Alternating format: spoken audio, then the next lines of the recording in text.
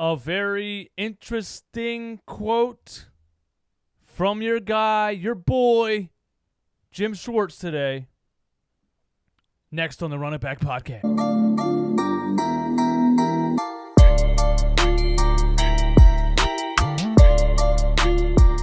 What is up, my people? It is Tuesday, October.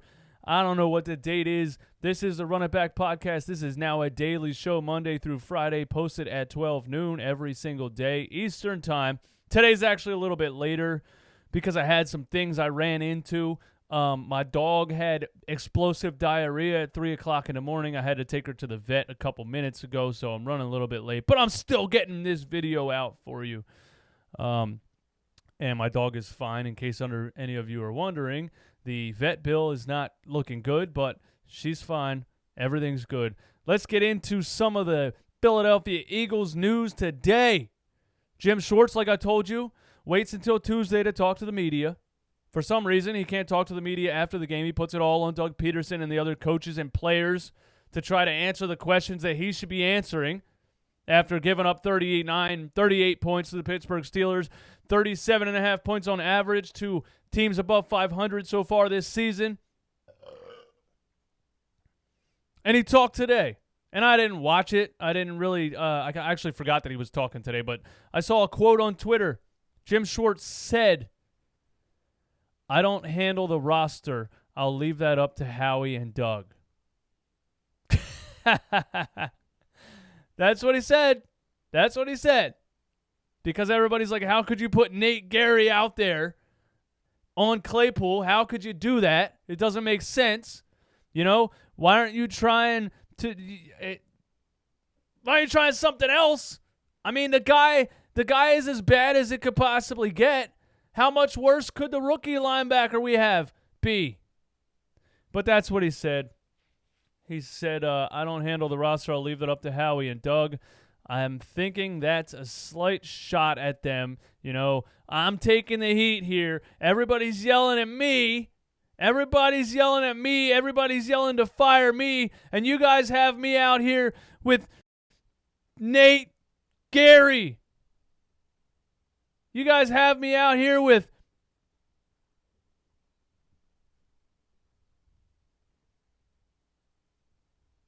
So, you know, I see it from both sides. I really do. I think Jim Schwartz' play calling and game planning has been absolutely horrendous. But I do see it from the other side. He's like, hey, guys, you didn't give me anything to work with. But you can't put Nate Gary on Chase Claypool in that situation. You just absolutely can't do it. I don't know. I don't want to go back into that. I said it in my last video. But that's what he said. You guys tell me in the comments what you think about that quote. Yeah. Let's move on.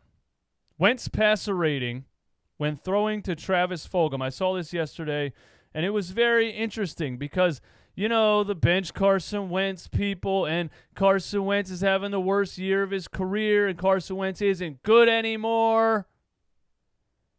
When's the last time Carson Wentz had a number one receiver? A real number one receiver who can create separation on a down-to-down basis and catch the damn football when it's thrown to him. When's the last time he had a real number one? I'm going to say healthy DeSean Jackson against the Washington Redskins, the first game of last season, where he hit DeSean Jackson for 250-plus yard bombs in the same game, 156 yards and 2 touchdowns. That's the Carson Wentz we know and love, and that's what Carson Wentz looks like when he has actual weapons. So Travis Fulgham comes out of nowhere, comes off the practice squad, and is making snags, grabbing balls out of the air at its highest point, looking like a number one receiver. In turn, making Carson Wentz look like the talented quarterback that he is. You know, the NFL is not like the NBA, and I say this a lot. You know, it's not just put the best guys on the floor and you go and win the game.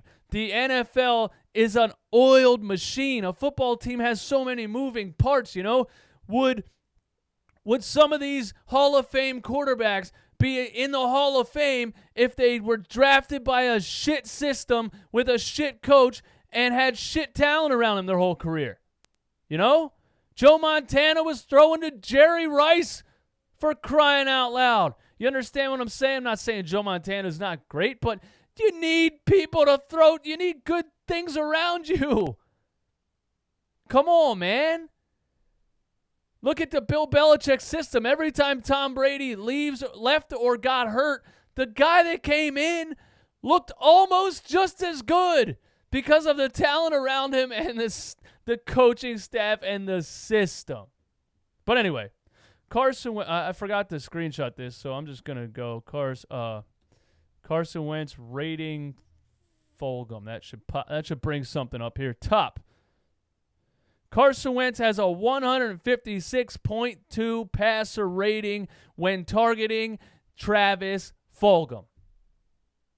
That's what I'm saying. That's from my guy Stephen Conrad Jr., actually, from the Daily Drip.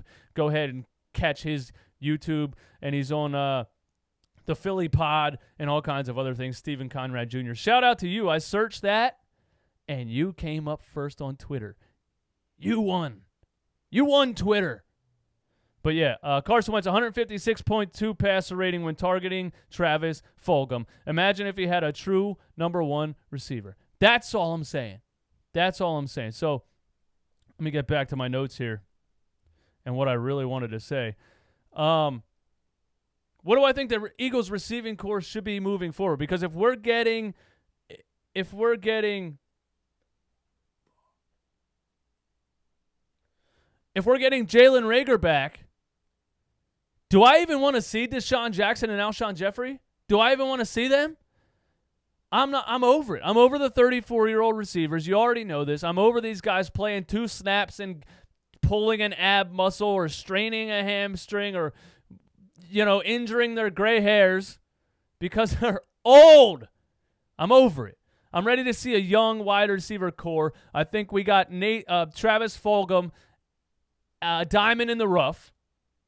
You add Jalen Reagor in there. If Jalen Reagor can play like the number one pick that he was, and I think he can, that's a really good complementary wide receiver core. I really think it is Travis Fulgham and Jalen Reagor.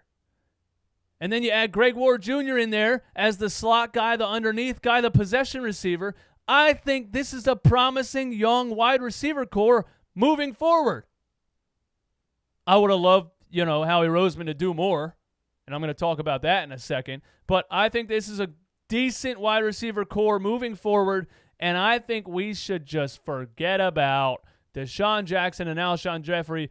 And, I would love the money back that we owe them. I mean, what is it, $50 million? That would be nice. Maybe we could go to the linebacker store, and instead of window shopping every Sunday on NFL Red Zone, we could purchase ourselves an actual linebacker that can cover slot receivers.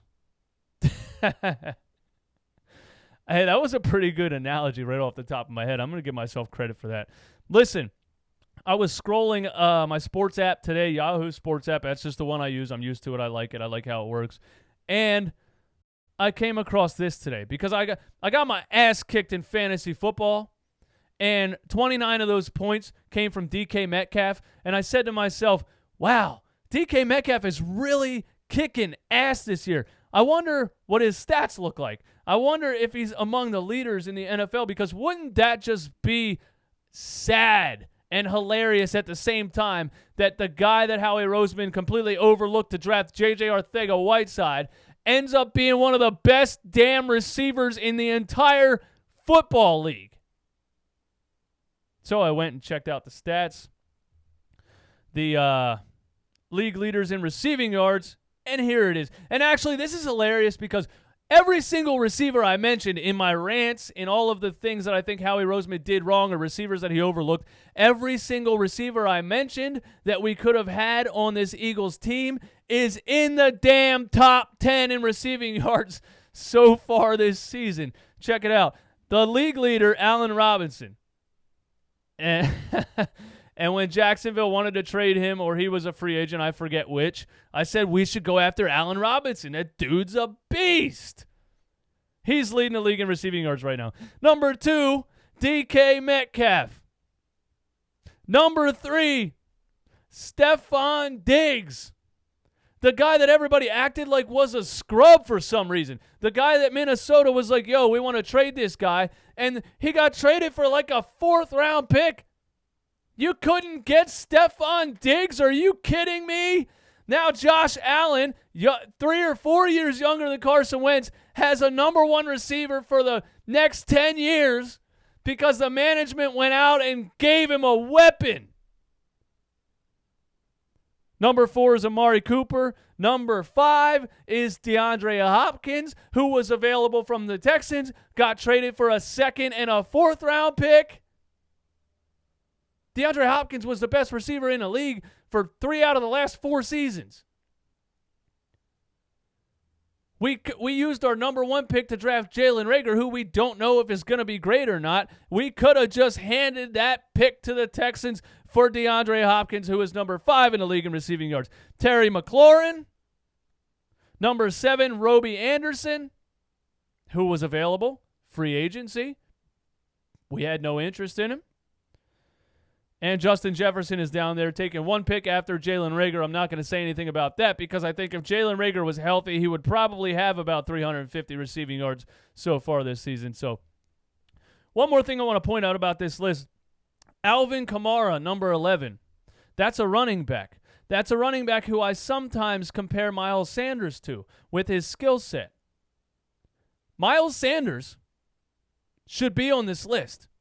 With how poor the Eagles receiving core has been, with us having everybody injured, with Carson Wentz having nobody to throw to, Miles Sanders should definitely be on this list. He should be much more involved in the passing game, and that is a coaching issue. Let's move on. What else do we got on the podcast today?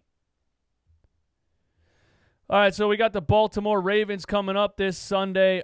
Do we stand a chance against the Baltimore Ravens? Well, let's look at their recent. They just spanked the Cincinnati Bengals 27-3, who we tied in overtime. They just spanked the Cincinnati Bengals 27-3. Lamar Jackson only had 181 passing yards, but that's because he didn't have to throw the ball in this game. The Baltimore Ravens rushed the ball for 161 rushing yards on 24 carries. I would love for the Eagles to have that kind of running game, but we don't have that kind of offensive line. And we don't have a coach who's going to run the ball 24 times. That's just not going to happen. So the Baltimore Ravens spanked the Bengals. Do the Eagles have a chance against this Ravens team? When you look at the Ravens defensive line, it gives me Pittsburgh Steelers feels. It gives me Washington football team feels. It gives me Doug Peterson refusing to get Carson Wentz outside the pocket feels. Taking sacks feels. I'm not feeling good about it at all, but I don't want to be totally negative. I want to be a little bit optimistic, but let's just look at it for a second. The Eagles' defense is ranked 17th in the league in rushing yards allowed at 117. So we're middle of the pack. They just ran for 161 against the Bengals. We are in the middle of the pack in rush defense because we have a good defensive line, but it's not elite right now. And our linebackers absolutely blow ass. So when the running back gets past the defensive line, he usually goes for about 27 yards. So we're 17th in the league in rush defense. So look for the Baltimore Ravens to run the ball down our throats, or at least attempt to. Hopefully we can step up and put a stop to that, or at least slow it down. Baltimore, on the other hand, is 5th in rush defense, which tells me one thing. Miles Sanders is going to have another day of minimal carries because Doug Peterson can't find a way to get him involved in the passing game. And when he runs the ball, aside from that 74-yard touchdown on Sunday, he had 10 carries for 6 yards. And if the Baltimore Ravens do the same thing to us, Miles Sanders isn't going to have a hole. He's going to have nowhere to go. So I'm not feeling good about us running against him. I am feeling a little better about us passing the ball against the Baltimore Ravens. The passing defense, Eagles ranks 17th and Baltimore ranks 18th, so their secondary is not super powered.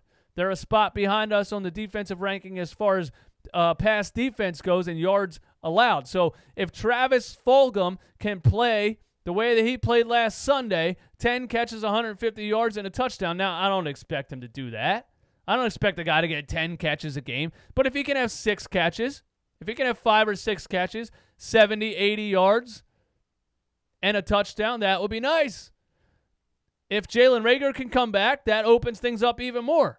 So I am feeling optimistic about Carson Wentz throwing the ball against this Baltimore Ravens defense, but he's going to have time in the pocket. And against this Baltimore Ravens defensive line, I don't know if he's going to get that. So Doug Peterson, you got to get him outside the pocket. This is basic football.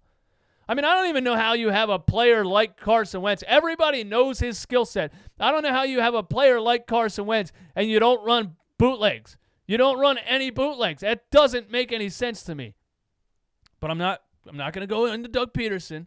I'm not on the fire Doug Peterson bandwagon quite yet. I'm getting there, though. I really am getting there. Baltimore is 5th in the league in sacks per game. I talked about that, man. The Eagles are going to have a rough time stopping this Baltimore Ravens defensive line. Carson Wentz is going to need time to throw. We got to find a way to get Miles Sanders involved in the game. Hopefully we get Jalen Reagor back, and hopefully Travis Fulgham plays the way he played last Sunday, or at least 50% of what he did last Sunday. That's all I'm saying, man. Thank you guys for tuning into the Run It Back podcast, now a daily show Monday through Friday, every day at 12 Eastern time. My name is DJ Eastwood. This is Run It Back. Hit the like button if you like the truth. Hit the dislike button if you like lying to yourself. And hit the subscribe button. I give you these videos for free. I want my subscription. Have a great day.